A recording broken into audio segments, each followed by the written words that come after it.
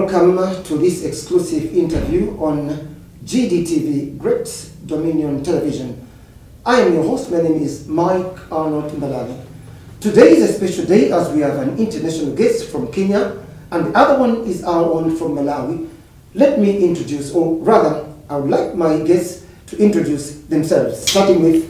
Yeah, I'm Oduor. I'm from the Republic of Kenya. Currently, I'm serving as the president of the Global Association of Clinical Officers and Physician Associates. And I am Solomon David Chomba. I am the president for the Physician Association of Malawi, PAU, which is a body that represents clinical officers in the country, and I'm also the International Council, Executive Council member of GACOPA. Right, so there we are. Those are our guests. Now we're going straight into business. Last time, Austin, you were here in Malawi with a few challenges that clinical officers were facing in Malawi. Update us, where are we today? Yeah, the last time I came here, courtesy of the first vice, the deputy speaker, that was Mandaliso Kazombo. Our main mission here was to assess the challenges that clinical officers face here in Malawi. And unfortunately, we realized that Malawi clinical officers, despite the good things that they're doing, they needed regulation. They needed to open up themselves to regulation, and also they needed an act to be amended so that they can be incorporated in that council.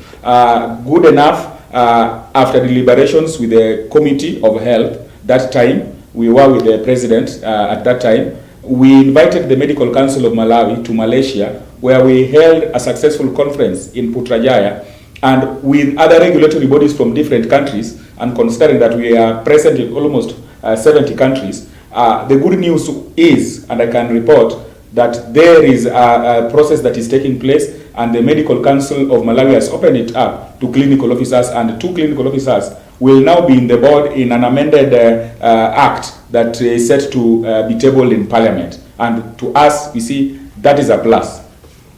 Oh, now the president of the Physicians Associates Union of Malawi, Yes. Solomon David Chomba. Briefly, take us through the challenges clinical officers in Malawi have been facing because of no legislation. Well, I think the biggest challenge has been recognition of the work that our members are doing, because the Act, if you look at the history of the Act, the Medical Council, it was framed by non-clinical officers. It weren't clinical officers who formed that council. They were medical officers. So just because there was no representation, yes, it was an act that was regulating the cadres, but it was skewed to one cadre. So that brought in a lot of challenges in terms of recognition, in terms of discriminatory determinations by the council and all those things, because those were not represented. So another thing has been issues of servicing the private sector. You find that because of that discriminative nature, a clinical officer graduates from college, he attends internship, all right, and then he says, as soon as he finishes internship, by law, he can be employed. So this clinical officer is employed in the public sector. He will be working independently. The same clinical officer, when he wants to indulge into private practice, just because of lack of employment or employment opportunities, he goes into the private practice. The current act says, no, you have to have experience of 6 years. So to us, we said, no, I think this has been a problem. This has been a serious problem. There's no way the same person is working in the private sector, no experience, no demand of 6 years experience or 8 years experience. The same person goes in the private sector and says, no, you must have 6 or 8 years experience. So that has been a serious problem, which the coming of this act is trying to address that. Because the advantage of it, this will also help to address the unemployment levels of our Malawians in the country, the clinical officers. So they will indulge into private practice without any hassles. And as they indulge into private practice, they also recruit other cadres. They recruit nurses. They will recruit radiographers. They recruit sonographers. They will recruit the general population. Some will be mopping, doing everything. At the end of the day, the economy of the country will be blossoming. On the other hand, it will also help to shorten the distance between which our Malawians travel. Private practice is one of the key enablers of universal health coverage.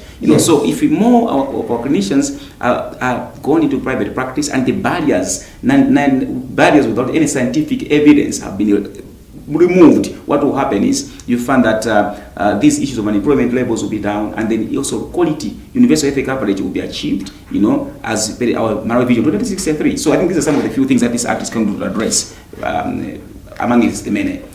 So in other words, the clinical officers in Malawi, they've been doing the same job that their friends are doing, only that they were prevented by the law from practicing. Yes, actually not being prevented. If you look at all private clinics in this country, over 90% of private clinics, they are for clinical officers. Yes. You know? But the challenge has been to say, for you to open a private clinic practice, the regulator will say, no, you must have 8 years experience. Where would this clinical officer get the experience? Because government is not absorbing more people.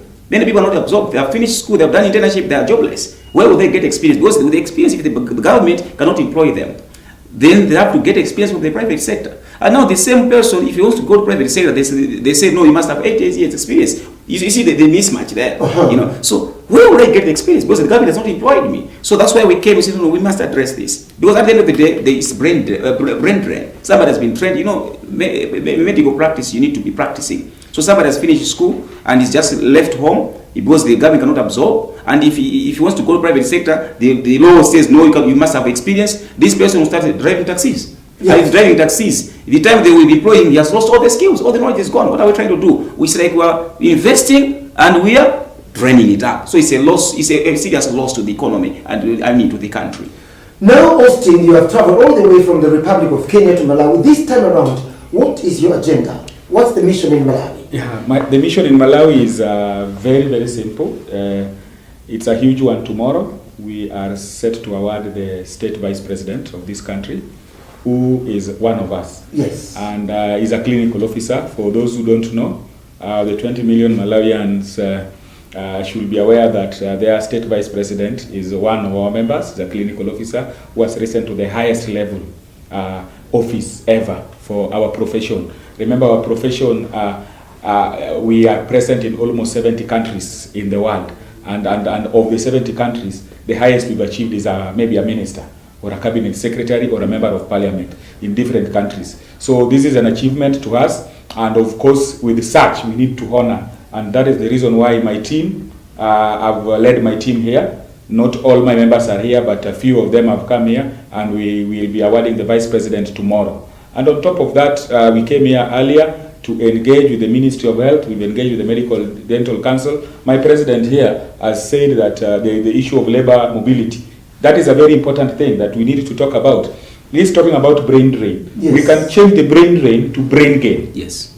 The brain drain can be changed to brain gain. Brain gain. And how? Let people who are leaving Malawi going to these other countries go in dignity. Let them not hide and move. And we don't know. The government should be aware. Yes. The government should locate them. That so and so, that someone called Piri, he has gone to the United Kingdom and is earning this amount of money. Yes. Let them be legal framework and structural way of doing things. And that is the reason why we want an MOU between the government of Malawi and the United Kingdom. Why am I saying this? Malawi is among the 6 countries in Africa whose clinical officers have been allowed and now they will be accredited by the General Medical Council of the United Kingdom. It is not easy. The standards. Yes. The standards in Malawi are the reasons why they have been accepted. The curriculum is Malawi for clinical officers is explicit. Very strong curriculum. The Bachelor of Science in Clinical Medicine, for mental health, for surgery, for reproductive health, the Diploma in Clinical Medicine, which I'm very sure the Vice President will be talking about that tomorrow. It's a game changer and we are so happy about that. And when it comes to issues of labor migration, let's not take it as we are taking our people out of Malawi. The country here is training for both the local market and the international market. Yes. And of course, some will also be coming to Malawi to also set up their activities there. So it is good. And tomorrow we are going to have a very nice day.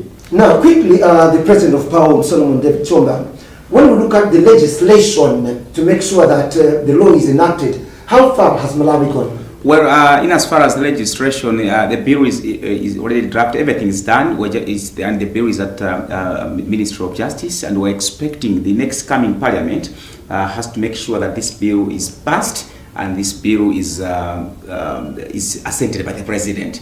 That's what we're expecting. The next, actually, we're supposed to go this Parliament, which has just been dissolved. Yes. Yeah, sure. So, in other words, what will be the benefits of clinical officers in Malawi once the bill has been passed by Parliament? Well, I think the most important thing is it will motivate our members, because they'll be working, not working under punitive regulations. They will know exactly that they are also presented, because at the moment the current act does not allow clinical officers to go up at the council, regulatory, that's the medical council of Malawi, to make some decisions for themselves. So the other cadres are speaking for our cadres, so which does not exist across. You have to speak for yourself. Your voice should be held. So this act is going to bring that change. On the other hand, the issues of which you're talking about the restrictions to indulge into private practice, those things have to be addressed by the same, because that's also bring in, we also motivate our members, our clinical officers, to indulge into private practice, into entrepreneurship, because entrepreneurship is one of the key things. If they go into entrepreneurship, more people will be employed, and again, will have university, will achieve university health coverage as per Malawi Vision 2063. So those are some of the benefits. There are many benefits. Those are some of the benefits with the amendment. With the passing of the bill and the coming of the new act by Medical Council of Malawi. Now, as we're winding up, Mr. Chomba. Austin Oduor, the global president of that's an association of clinical officers and physicians associates. Yes. Is Malawi an isolated case where we are trying to pass this legislation? What about the other countries? No, Malawi is not an isolated case, and what Malawi is doing is good.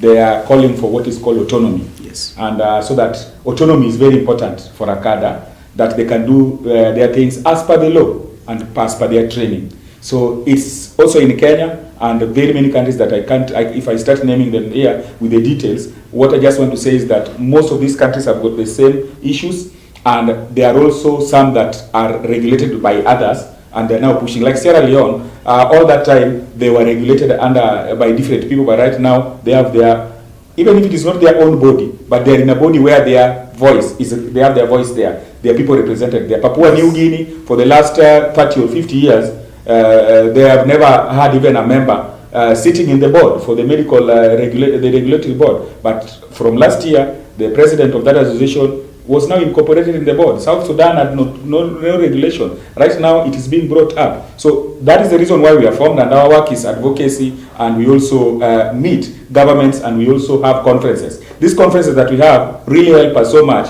to sensitize our members, to sensitize the country, and have that bilateral agreement where this can be put in a legal framework. You realize that all our conferences that we have, even the upcoming one in the United Kingdom, we always invite members of parliament. And we have a forum called the Legislative Health Forum, where we train them and we advise them on what they need to do when they come, or if a bill is brought to them, the reason why that bill is brought and what that bill will really impact on the clinical officers, on the nurses, or any other cadre that really needs that regulation.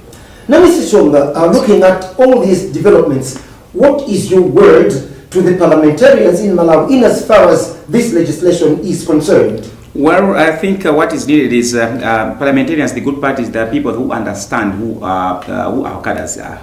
That's the key thing, because these parliamentarians are representing the people in the communities. As I always say, that there is no Malawian who has never passed through the hands of a clinical officer. Whether you are, as long as you are born in Malawi, you have ever passed through the hands of a clinical officer. So these people understand this concept better. That's why last time when we presented a bill, wanted to form our own council, they gave support. Because this is very, very important, because they could understand the plight of our clinicians. So what we want is the same thing to also apply to them as they will be debating the bill, because we made sure that the bill should respond to the needs of Malawians and then to the plight of the Malawian clinical officers. So we're expecting that when they are debating, when the bill is presented in Parliament, it has to pass with the very positive amendments, not negative amendments, but the positive amendments which will resonate or respond to the cry at the moment. So that's our expectation. Maybe I should also talk about the Vice President here was talking about the issues of labor migration. I think to us this is a plus. And as I'm standing in here, I want to bring this good news now as the President of the nation, not as a candidate, the President of the nation for clinical officers. That should say, because otherwise, yeah. So I need to bring to this good news that.